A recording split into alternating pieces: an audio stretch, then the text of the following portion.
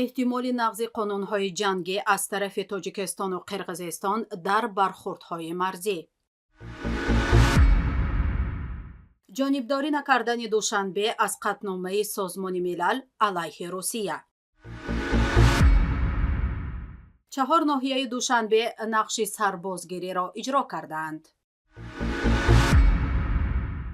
اندازی بیش از نیم میلیونی بلاگران تاجیک در 3 ماهه اول سال. دیدبان حقوق بشر میگوید برخورد نظامی مرزی قرقیزستان و تاجیکستان در سپتامبر سال 2022 حاوی موارد از نقض قانون‌های جنگی بوده است.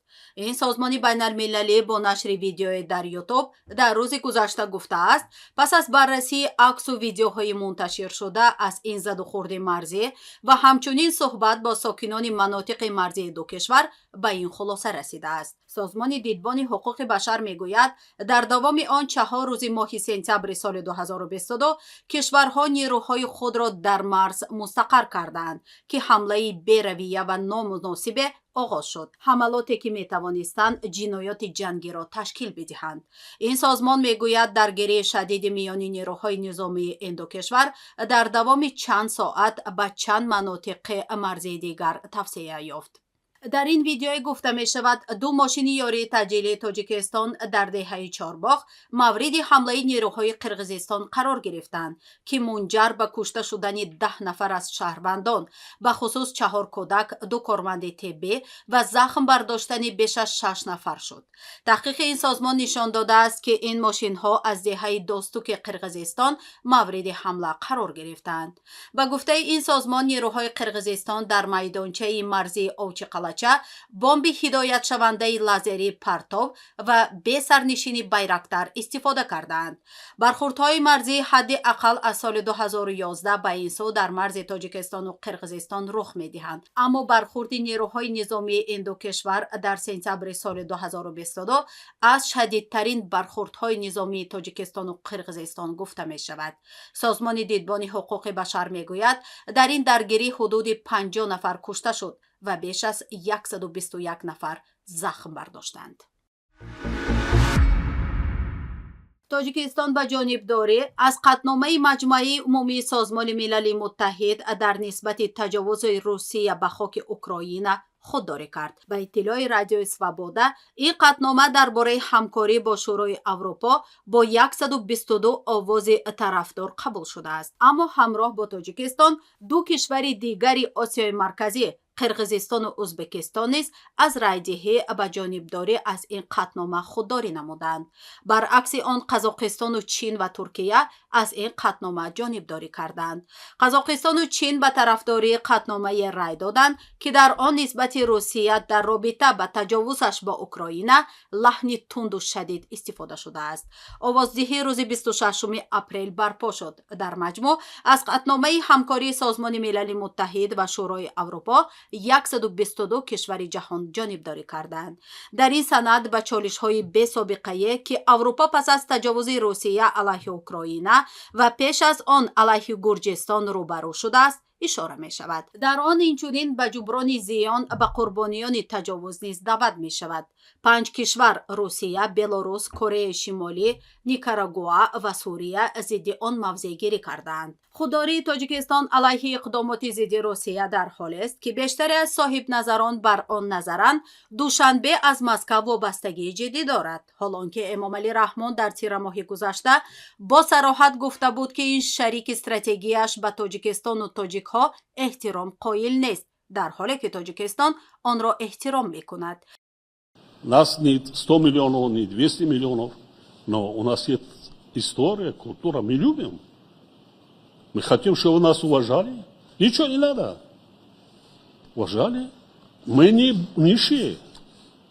Мы не нищие. У нас богатая страна. Запасы минеральных ресурсов больше, чем система Менделеева. Я свидетель, все бизнесмены из России только сливки. Что есть углеводородное сырье, нефть и газ интересуют их.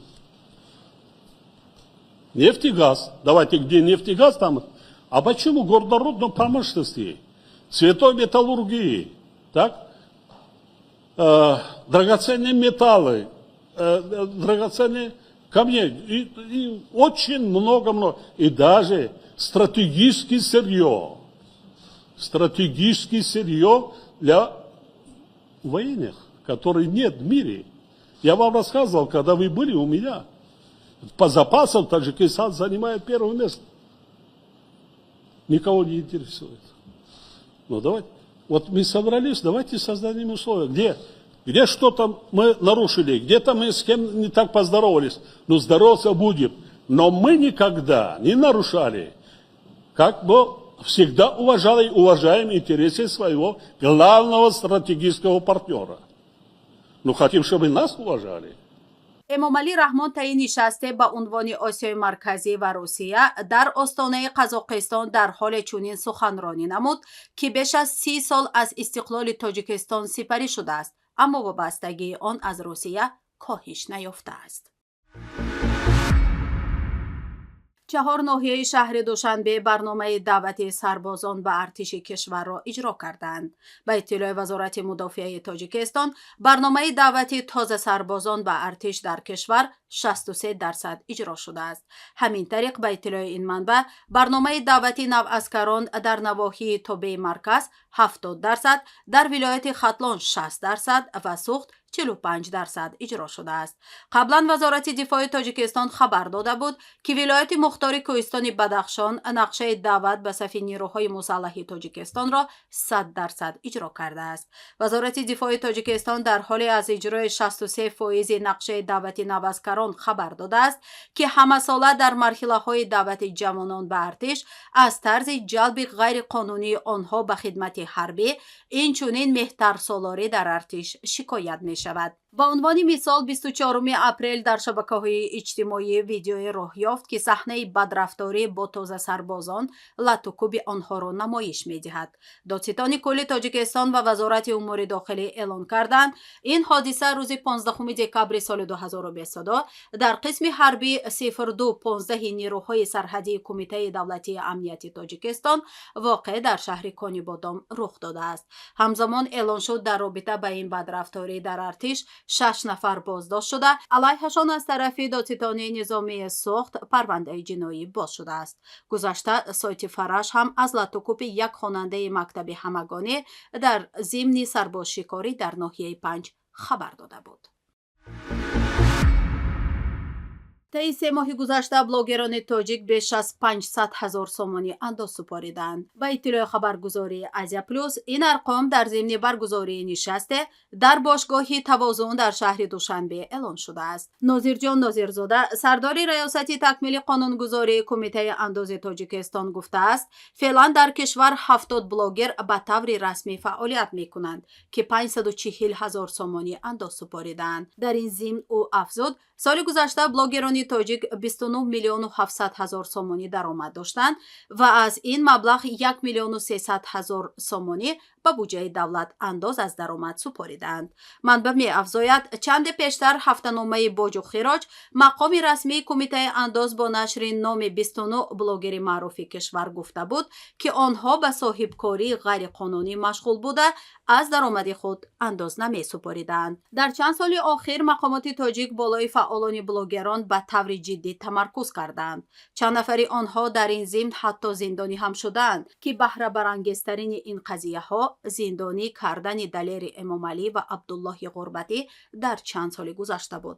ҳамчунин таи ҳафтаи гузашта бо дастури дастгоҳи раёсатҷумҳурии Тоҷикистон бо блогерон нишасти хосе баргузор шуд ва аз онҳо тақозо шуд то мубаллиғи фарҳанги миллӣ бошанд.